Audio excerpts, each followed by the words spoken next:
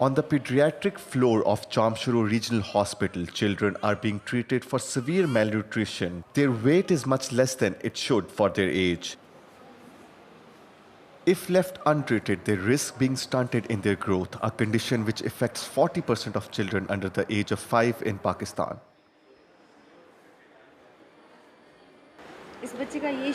This baby was not breastfed properly. She was breastfed for only 2 months and then fed goat's milk. She is 11 months old. Her weight is 3 kilograms, which corresponds to her birth weight. She has no muscle mass. The ribs have become very prominent and the skin is loose and wrinkled, meaning there is no more fat in the body due to malnutrition. The fat has dissolved.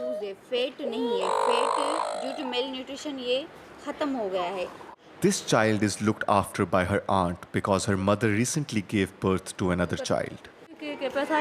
We are poor and we cannot afford to feed our children. Her father is the only one who works. He has to take care of 8 children, his wife and me. And with inflation, it's really difficult for him to provide for everyone. Some days we eat well, and other days we're hungry. More than 2/3 of Pakistan's children experience stunting. The consequences, which include physical and mental delays, can be irreversible if not addressed before the age of 2.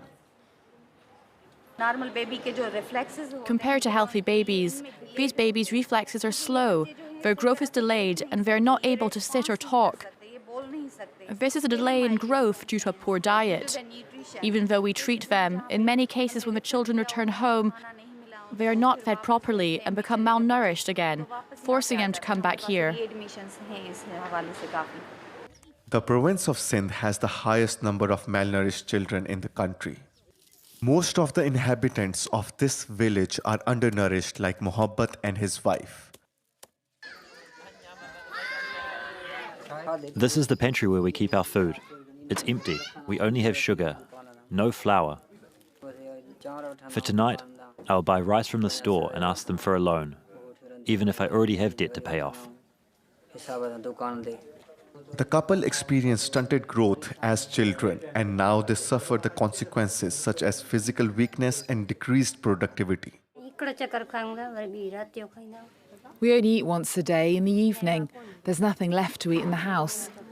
My job is physically demanding, and I also have to fetch water from outside the village. I have aches. I feel very tired, and I have to take breaks after each physical exertion. Nutrition is essential to combat stunted growth, and so is hygiene. In this village, like many others in Sindh, there are no toilets or access to sanitation. There are no toilets in the village.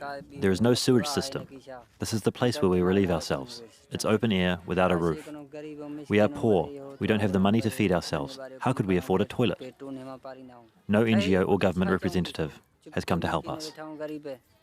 Even big cities like Karachi are not spared from malnutrition and its consequences. Thousands of families are plunged into extreme poverty. Dadi Motio is overwhelmed by the health problems of her children.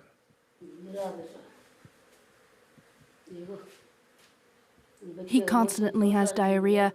We can't afford to give him suitable food.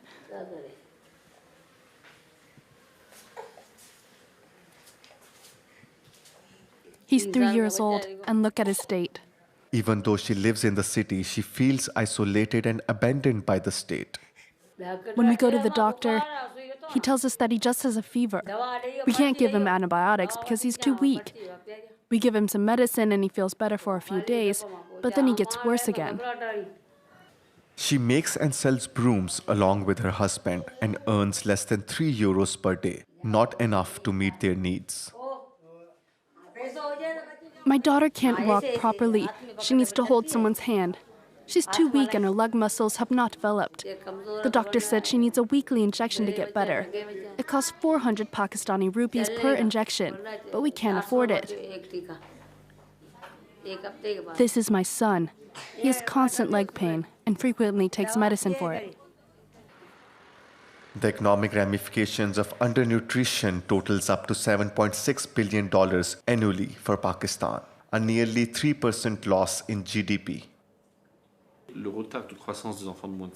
Stunted growth in children under 5, combined with poor education for girls and not meeting basic healthcare needs, these factors drag down the growth and development of the country. I don't see Pakistan having quick and sustained development over decades without progress being made in these areas. For several years, the rate of growth stunting in Pakistan has been one of the highest in the world. The government's effort to tackle it remain insufficient.